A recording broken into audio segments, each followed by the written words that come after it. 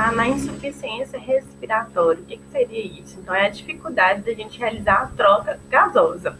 Então, lembrando que o ar rico em oxigênio tem que entrar e o ar rico em gás carbônico tem que sair.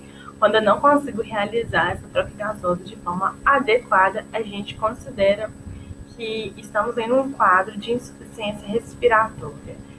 Quais seriam então as causas? A gente vai dividir as causas em agudas e crônicas, né? Em decorrência ali do tempo. Então, as causas agudas compreendem as gripes, né?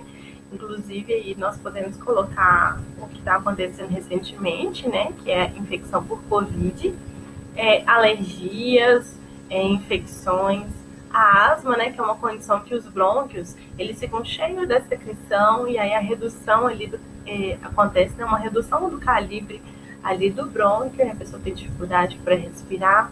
A bronquite está muitas vezes associada à asma, né, que é uma inflamação ali do brônquio. Os traumas torácicos, muitas vezes associados com o derrame pleural, que é quando a gente tem uma condição que acontece um acúmulo de líquido ali entre as pleuras, né, e a cavidade, a parede torácica. Então, esse líquido pode ser o próprio líquido pleural, pode ser sangue, por isso muitas vezes associado ao trauma. Ou a redução do nível de consciência ali, né, na condição de coma, as intoxicações, entre outras causas. As causas, então, crônicas seriam elas a DPOC, que é a doença pulmonar obstrutiva crônica, a estenose da laringe. Então, na laringe a gente já tem a cartilagem, né? Só que acontece um edema assim, da laringe, em que a gente tem uma redução ali da luz, então o oxigênio, né, o ar ele não consegue entrar e sair adequadamente.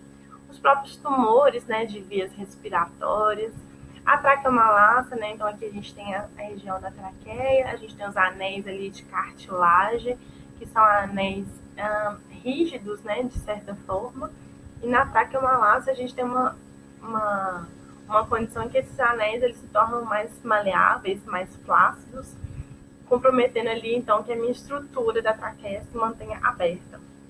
A fibrose pulmonar, né, é uma condição em que a gente tem uma cicatrização do tecido. Então, por exemplo, posso ter tido uma pneumonia e, em sequência, o tecido lesado ele vai tender a cicatrizar.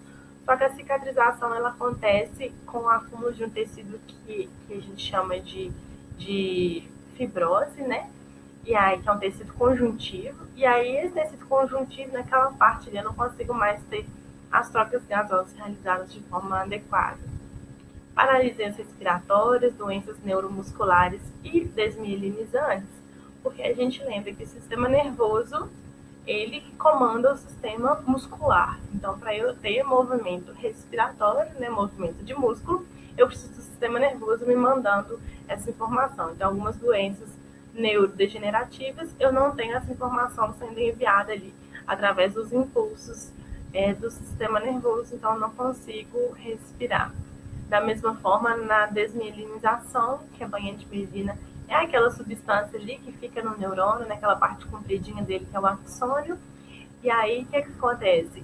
A pessoa, ela perde, então, a banha de mielina, os impulsos, eles se tornam cada vez mais lentos, né? Porque a banha de mielina serve para isso, para otimizar os impulsos, né? Para que eles se tornem mais rápidos. Então, eu tenho uma redução de banha de mielina, redução da velocidade ali de passagem dos impulsos, então redução ali da minha capacidade respiratória, pensando que os impulsos eles têm que ser enviados para o movimento respiratório.